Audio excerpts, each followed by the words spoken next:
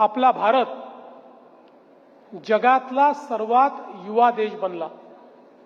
युवाचा अर्थ ज्या देशामध्ये सर्वाधिक युवा आहेत, ज्या देशाच्या लोकसंख्येमध्ये युवांची संख्या सर्वाधिक आहे, अशा पद्धतीनं भारत हा जगातला सर्वात युवा देश बनला।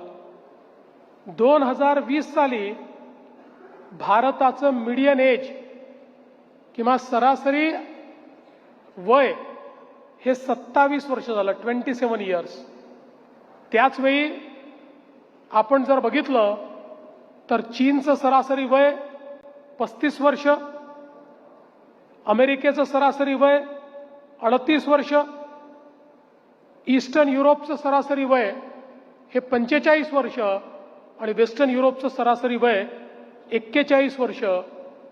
म्हणजे आपण जर विचार केला तर संपूर्ण जगाच्या सर्व डेव्हलप्ड इकॉनॉमीज, सर्व विकसित अर्थव्यवस्थांमध्ये जास्त वय असलेलं पॉप्युलेशन, लोकसंख्येमध्ये जे कॉन्ट्रीब्यूट करू शकतात, जे इकॉनॉमीमध्ये कॉन्ट्रीब्यूट करू शकतात, अशा लोकांची संख्या कमी, वार्धक्य आलेल्या लोकांची संख्या, डिपेंडंट्सची संख्या जास्त आणि यूथची संख्या कमी। अशा पद्धतीनं जगाच्या लोकसंख्येची रचना झाली। पण त्याच वेळी भारताला एक अभूतपूर्व संधी मिळाली की जी संधी आपल्याला 2000 साली APJ अब्दुल कलाम साहेबांनी सांगितली होती। 2020 साली भारतामध्ये 65% आपली लोकसंख्या युवा या संज्ञेमध्ये आली आणि आपण बघतोय की काय वेगानं भारताने आपली प्रगती सुरू केली। आपण जर जगाचा इतिहास बघितला तर जगामध्ये ज्या ज्या देशाला अशा पद्धतीनं डेमोग्राफीचा डिव्हिडंड मिळाला, डेमोग्राफीचा ॲडव्हान्टेज मिळाला, त्या त्या देशांनी प्रगती करून एका विकसित अर्थव्यवस्थेमध्ये, डेव्हलप्ड इकॉनॉमीमध्ये स्वतःला परिवर्तित केलं। आपण जर बघितलं तर सुरुवातीला हा फायदा युरोपला मिळाला, मग अमेरिकेला मिळाला, मग जपानला आणि कोरियाला मिळाला, मग चायनाला मिळाला।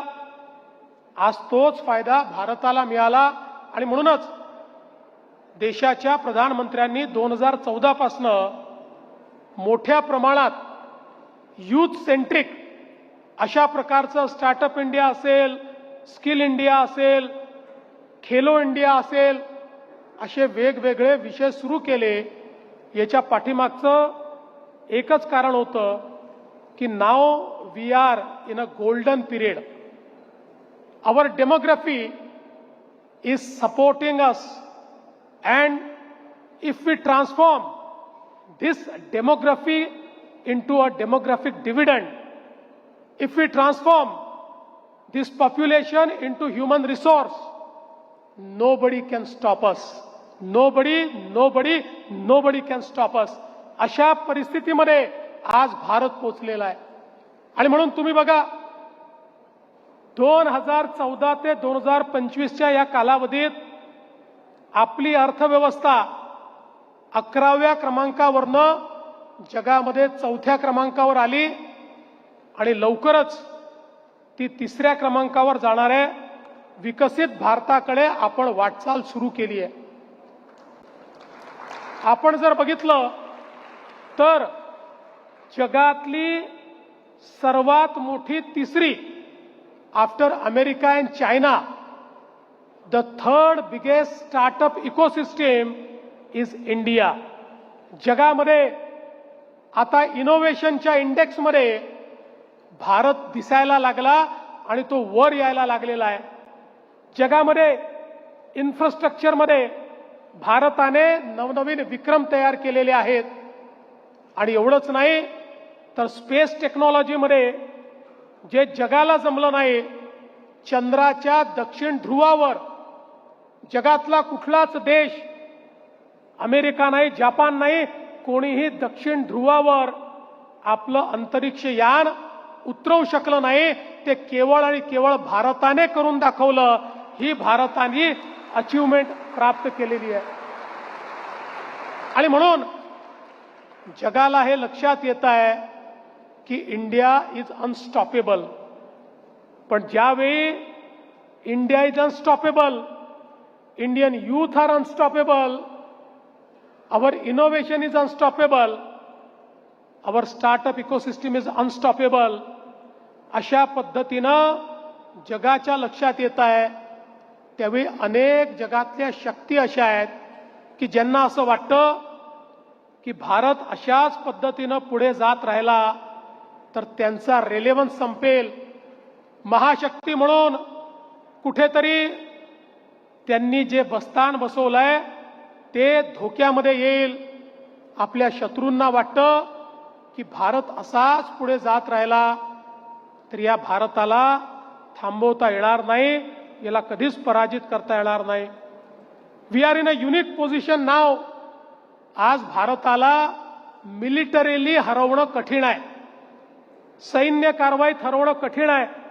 ऑपरेशन सिंदूरमध्ये भारताने दाखवलं आम्ही पाकिस्तानमध्ये शिरून त्यांच्या सगळ्या मिलिटरी एअरफील्ड्स त्या ठिकाणी नेस्तनाबूत केल्या, पण आमच्यावर एक हल्ला देखील ते करू शकले नाहीत. संपूर्ण चायनीज इक्विपमेंट्स वापरून देखील ते स्वतःचा बचाव करू शकले नाहीत.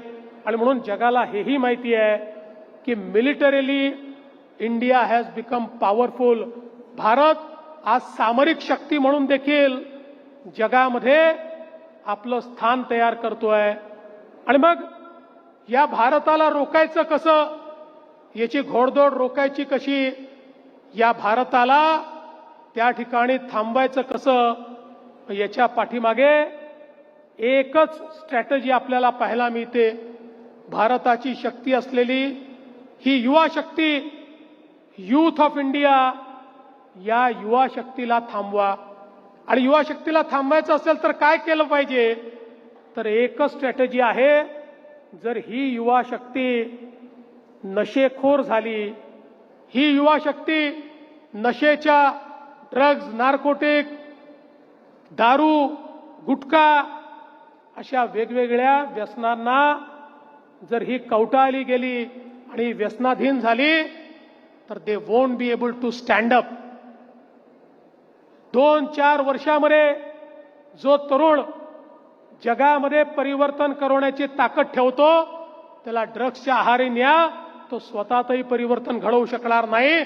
अशा पद्धतीनं आमची संपूर्ण युवा शक्ती या ठिकाणी नेस्तनाबूत करण्याचा एक मोठं षडयंत्र चाललंय. आणि दुर्दैवाने आपल्याही देशामध्ये पैशाची लालूच असलेले काही नालायक लोक या इकोसिस्टीमचा भाग बनतायत आणि आपल्याच देशाला पोखरायला निघाले आहेत. आणि म्हणून ही लढाई केवळ एका व्यक्तीची नाही आहे, ही लढाई समाजाची लढाई आहे, ही लढाई आपल्या देशाची लढाई आहे. ही लढाई भारताला ज्या पद्धतीनं एक मजबूत देश म्हणून आपण तयार करण्याचा प्रयत्न करतो त्याची ही लढाई आहे. आणि म्हणून बंधू भगिनींनो, आज नशामुक्त भारत, नशामुक्त महाराष्ट्र, नशामुक्त नवी मुंबई हा केवळ नारा नाही, तुमच्या, माझ्या आणि आपल्या नंतरच्या, तुमच्याही नंतरच्या पिढीच्या अस्तित्वाची लढाई या ड्रगमुक्त लढाईच्या माध्यमातून लढण्याकरता आपण सगळे आलो. खरं म्हणजे आपण हा प्रश्न देखील विचारू शकता की आम्हालाच का सांगता, या सगळ्या लोकांवर कारवाई का करत नाही, हा देखील महत्वाचा प्रश्न आहे. पण या प्रश्नाची व्याप्ती जर आपण बघितली तर याला 360 डिग्री अप्रोच द्यावा लागेल. केवळ पोलिसांनी कारवाई करून चालणार नाही. आपल्याला सप्लाय साईड तर त्या ठिकाणी संपवावी लागेलच, पण डिमांड साईडला देखील वर्क करावं लागेल. एकीकडे यामध्ये जे लोक व्यवसाय करतायत त्या व्यावसायिकांवर आपल्याला कारवाई करावी लागेल. याचे इन्ग्रेडियंट ज्या ठिकाणी तयार होत आहेत त्या ठिकाणी आपल्याला कारवाई करावी लागेल. जिथनं याचं शिपमेंट होत आहे त्या ठिकाणी कारवाई करावी लागेल. याची सप्लाय चेन त्या ठिकाणी कारवाई करावी लागेल. ही सगळी कारवाई तर पोलीस असेल, फूड अँड ड्रग्ज विभाग असेल, आपला हेल्थ विभाग असेल, वेगवेगळे जे आपले विभाग आहेत या विभागांच्या माध्यमातून आपण करतो. पण त्यासोबत जोपर्यंत डिमांड साईडला आम्ही ही लढाई नेणार नाही, कारण आपल्याला माहिती आहे ड्रग्ज घेणारा व्यक्ती हा त्याचा असा अधीन होतो की तो जगामध्ये काही करून ते मिळवण्याचा प्रयत्न करतो, कुठल्याही पद्धतीचा अवलंब तो करतो. आणि म्हणून जोपर्यंत डिमांड साईडला ड्रग्सच्या प्रती जागृती होणार नाही आणि जोपर्यंत आमचा तरुण आमची तरुणी ड्रग्सला, नार्कोटिक्सला, सर्व प्रकारच्या व्यसनांना नाही म्हणणार नाही, थांबणार नाही, थांबवणार नाही, तोपर्यंत ही लढाई लढता येत नाही. आणि म्हणून एकीकडे डिटेरंट उभा करून या सगळ्यांवर कारवाई करायची आहे, दुसरीकडे तरुणाईमध्ये जागृती करायची आहे. आमची तरुणाई ड्रग्सला नाही म्हणणार आणि त्यासोबत दुर्दैवाने जे व्यसनाधीन झाले आहेत त्यांना आपल्याला मदत करायची आहे. त्यांच्या विरुद्ध आपल्याला त्या ठिकाणी कुठल्याही प्रकारे डिस्क्रिमिनेशन न करता हे लक्षात घ्यायचं आहे की यांना मदतीची आवश्यकता आहे. आणि म्हणून आज जसं आपण व्यसनमुक्ती केंद्र तयार केलंय, डी ॲडिक्शन सेंटर तयार केलंय, अशा डी ॲडिक्शन सेंटर पर्यंत त्यांना नेण्याचं काम करायचं आहे.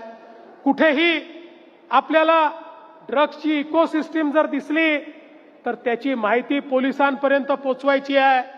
फर्मली आपल्याला त्याला नाही म्हणता आलं पाहिजे. या संदर्भात आपल्याला दृढतेनं पुढे जायचं आहे.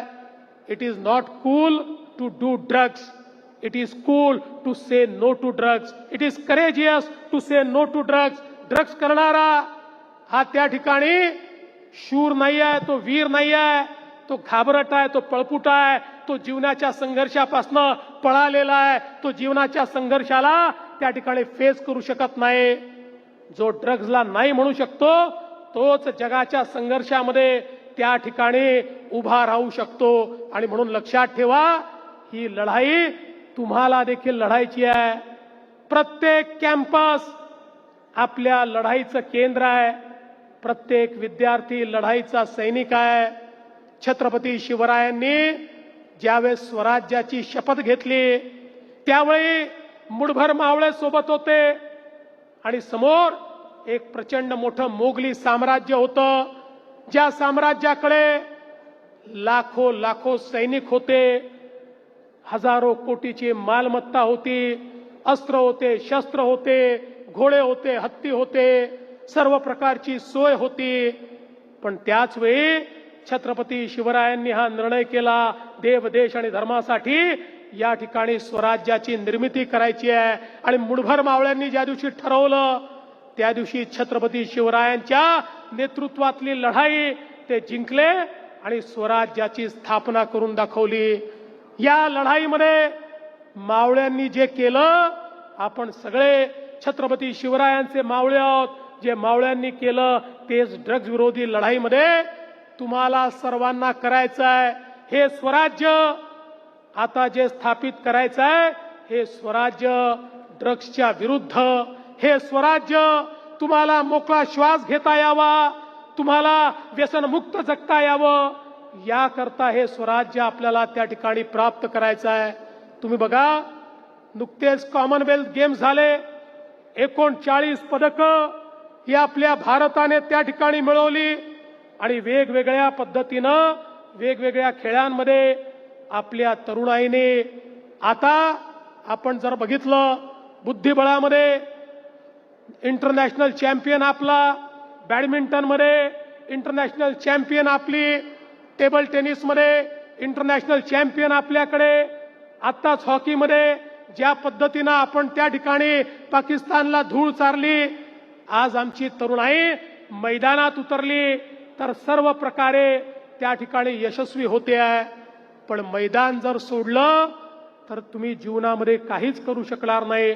आणि म्हणून मी हीच विनंती करण्याकरता आलो आहे.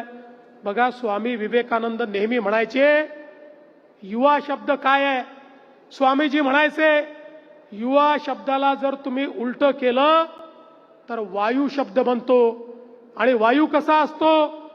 हा वायू जर चक्रीवादळासारखा आला तर तो समाजाला उद्ध्वस्त करतो, तो दिशाहीन झाला तर तो संपूर्ण त्या ठिकाणी मानव जातीला नेस्तनाबूत करतो, घराच्या घर तो उद्ध्वस्त करतो.